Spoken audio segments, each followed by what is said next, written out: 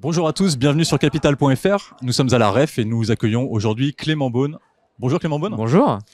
On avait envie de vous poser quelques questions d'actualité. Dans 2 jours, nous sommes à Paris, et dans 2 jours, les trottinettes, 15 000 trottinettes vont être sorties de la ville de Paris. Ce sont des moyens de locomotion, de déplacement, de mobilité durable. Est-ce que vous avez le sentiment que c'est un gâchis ? Oui, je le regrette beaucoup. Je pense que c'est un gâchis et que ça a été aussi mal expliqué. Il y a eu une forme de référendum sans campagne, sans vote en ligne, avec un taux de participation inférieur à 10%. Bon, donc c'est un choix de la mairie de Paris en l'occurrence, qui est très isolé en France, puisque la plupart des grandes métropoles, quelle que soit d'ailleurs leur couleur politique, ont fait d'autres choix. Je pense à Lyon, par exemple, qui a fait un choix que, comme ministre des Transports, je pense préférable, qui est un choix de régulation très exigeante.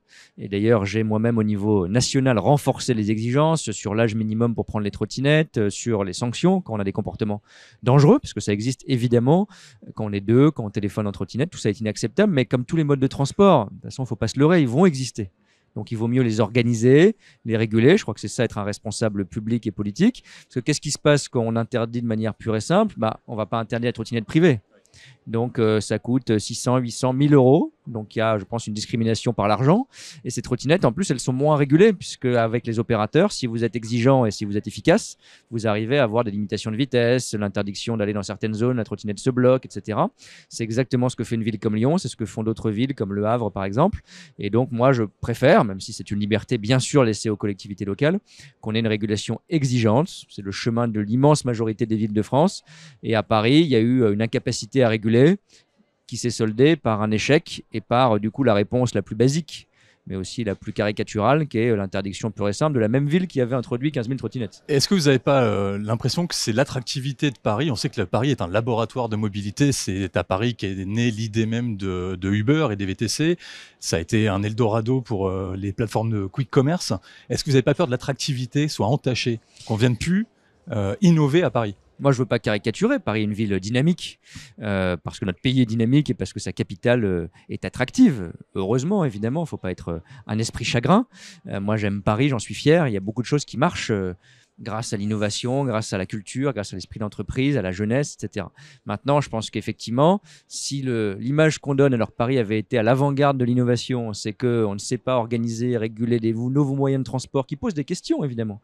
C'est dommage. Et effectivement, c'est l'inverse de ce qui avait été fait quand par exemple, Bertrand Delanoë avait lancé les vélos libre-service. C'était un grand défi, que ça a été comme ça a été fait sur d'autres innovations que je revendique aussi. Ce qu'on a appelé l'uberisation, c'est dangereux quand c'est dérégulé, mais avoir des nouveaux moyens de transport, c'est important. L'État, par exemple, est en train de donner des nouvelles licences de taxi pour tous ceux qui s'équipent pour accueillir les personnes en fauteuil et à mobilité réduite. Ce sera combien de licences ?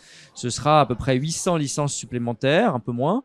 Mais au total, on aura 1000 taxis accessibles d'ici les Jeux Olympiques et Paralympiques, là où on en a à peu près 200 aujourd'hui. Et je pense que Paris doit être le moteur, là c'est l'État qui l'encourage, de ce type d'innovation. Après, il y a des régulations. C'est vrai pour le commerce. Moi, je les ai dit aussi comme élu parisien dès l'an dernier, ce qu'on appelait les dark stores. Je suis favorable à leur régulation. L'État le permet. Les villes le font, dont Paris pour le coup. Et ça, c'est très bien d'avoir un cadre de réglementation et de régulation. Et je pense d'ailleurs qu'on peut aller plus loin sur les scooters électriques, sur l'encouragement aux mobilités propres, mais pas en ayant une approche en quelque sorte malthusienne.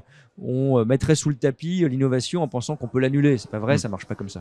Vous avez évoqué les Jeux Olympiques. On est à 1 an des Jeux Paralympiques. Oui. On sait que le métro parisien est absolument pas adapté, notamment au déplacement en fauteuil roulant. Est-ce qu'on n'a pas raté quelque chose dans l'accessibilité des transports publics pour les personnes en situation de handicap ? Il y a plusieurs choses. Il y a, en fait, effectivement, on est à 365 jours exactement du début des Jeux Paralympiques qui sont très importants, et c'est un accélérateur de nos transformations en matière d'accessibilité. C'est parfois un révélateur de nos faiblesses aussi.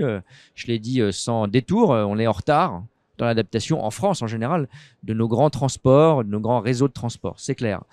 Les réseaux historiques, c'est un atout, c'est parfois aussi une contrainte parce qu'ils n'ont pas été pensés en termes d'inclusion, d'accessibilité il y a parfois plus d'un siècle. C'est le cas à Londres, c'est le cas à Paris, etc. C'est le cas à Madrid où toutes les stations sont équipées. Alors c'est vrai, c'est un réseau de transport moins dense et on sait, il faut être très clair, que ça prend beaucoup de temps, qu'il y a des chantiers compliqués. Si vous mettez en accessibilité toute une ligne, c'est des années et plusieurs milliards d'euros. Et ça ne veut pas dire qu'il ne faut pas rien faire. Et donc moi, je préfère qu'on fasse du concret, rapide, qu'on sait tenir, plutôt que de repousser les transformations encore plus importantes. On sait par exemple renforcer un certain nombre de choses, des ascenseurs, des points d'accessibilité. Toutes les nouvelles stations du Grand Paris Express notamment, 4 lignes de métro supplémentaires, le prolongement de la ligne 14, elles sont évidemment 100% accessibles. L'État et la région financent cela. Et tout sera prêt pour les JO, on est d'accord? Ça doit être prêt. Il y a encore du travail. Ça doit être prêt. Ça doit être prêt. Il faut être clair. Je ne vais pas vous dire que tout est réglé dans les moindres détails un an avant. Ce serait bizarre. Bon. Mais il y a du boulot qui a été fait. Il y a du boulot qui reste à faire. Et moi, ce sur quoi j'insiste, parce que ça a été évoqué par beaucoup d'associations, beaucoup de sportifs en fauteuil aussi, c'est que l'accessibilité, c'est pas seulement des infrastructures, parce que parfois ça prend du temps et ça chacun le comprend, même si toutes les infrastructures nouvelles, on les met en accessibilité. C'est des changements un peu plus modestes, tous les taxis accessibles, et parfois c'est une culture.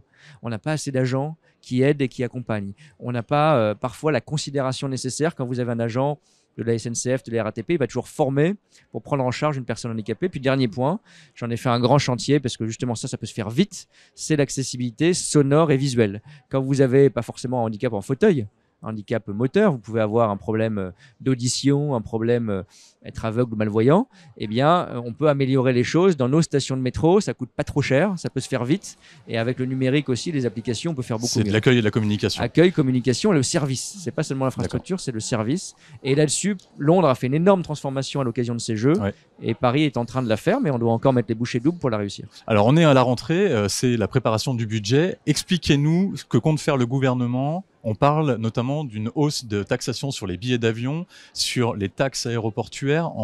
Vous voulez en fait faire payer davantage les transports carbonés, c'est ça l'idée? Ça, c'est un outil. La philosophie générale, c'est la transition écologique dans notre budget comme dans beaucoup de nos actions. Et évidemment, si vous voulez réussir une grande politique publique qui est celle de l'écologie, de la transition écologique, vous avez besoin de tous les outils, dont le budget, dont la fiscalité. Je l'assume. Notre but aussi, et c'est ce qu'on fait depuis 6 ans, c'est globalement de baisser la fiscalité et y compris notamment de baisser la fiscalité des ménages. On va continuer cette trajectoire. Maintenant, on fait ce qu'on appelle un verdissement de la fiscalité, c'est-à-dire qu'on taxe plus certaines activités qui polluent et ça redonne de l'investissement et du pouvoir d'achat pour d'autres activités, pour faire des bornes électriques, pour acheter des voitures électriques avec le leasing social, pour investir dans le train.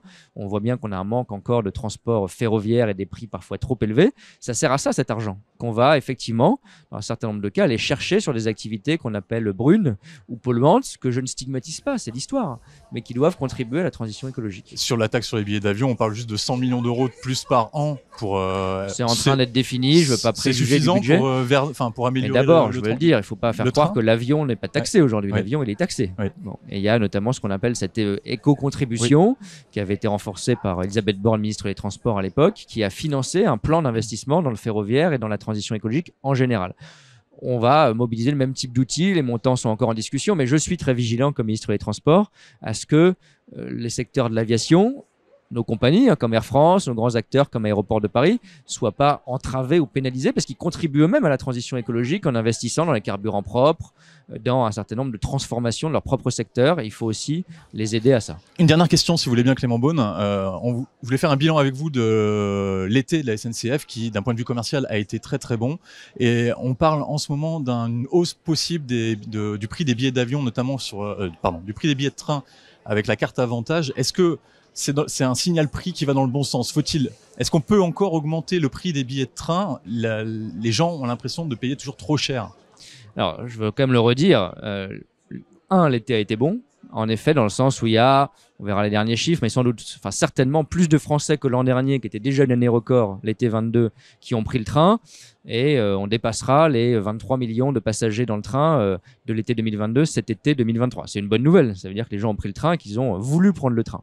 Après, il y a la question du prix. Je vais être aussi très clair. Il faut rappeler que ce qu'on fait déjà, l'État, les régions par exemple, c'est qu'on subventionne très massivement le prix du billet de train. C'est pas tout à fait vrai sur le TGV, c'est exact, mais les intercités, les trains de nuit, le métro, les transports publics, c'est à peu près 80% qui est pris en charge par la puissance publique et pas par l'usager. Et on en est fier, c'est très important, il faut quand même le rappeler.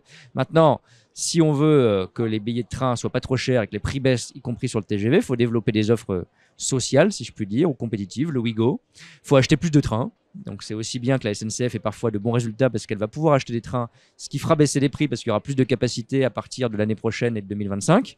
Et puis, parfois, il faut de la concurrence encadrée.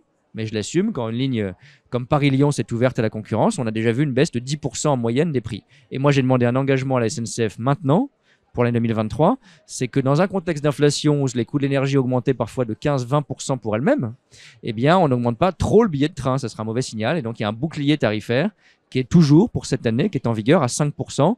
La hausse sur la carte avantage, ce n'est pas la carte elle-même. Ce sont les billets, les plafonds de prix maximum qui sont appliqués à certains billets. Donc, c'est encore une carte très utile. C'est encore une carte qui aboutit en moyenne à 30% de réduction pour tous ceux qui l'utilisent. Donc, on va continuer ces offres attractives sur le train. La concurrence, c'est satisfaisant aujourd'hui d'avoir un opérateur et demi qui vient en face de la SNCF. Mais c'est un début. On sait que ça prend du temps, mais d'abord, moi, je suis attaché à ce qui est un opérateur historique et public, qui est la SNCF, que je défends parce que c'est un grand service public. Et que sur certaines lignes, les régions sont en train de l'organiser pour le TER dans certains cas, et ça va produire ses effets aussi sur le prix, j'en suis sûr. Les grandes lignes comme Paris-Lyon, on a vu aussi les lignes internationales. Marseille-Madrid, ça s'est ouvert cet été. Lyon-Barcelone aussi, avec des opérateurs étrangers. Ça va augmenter. Et il y a sans doute d'autres lignes à grande vitesse en particulier qui vont s'ouvrir et attirer des concurrents. La SNCF le fait à l'étranger. Donc c'est normal aussi qu'on le fasse chez nous, dès lors que les règles du jeu, la sécurité ferroviaire bien sûr, un certain nombre d'encadrements sont fixés par la puissance publique. Merci Clément Beaune. Merci à vous. Merci à tous et bonne journée. À bientôt sur capital.fr.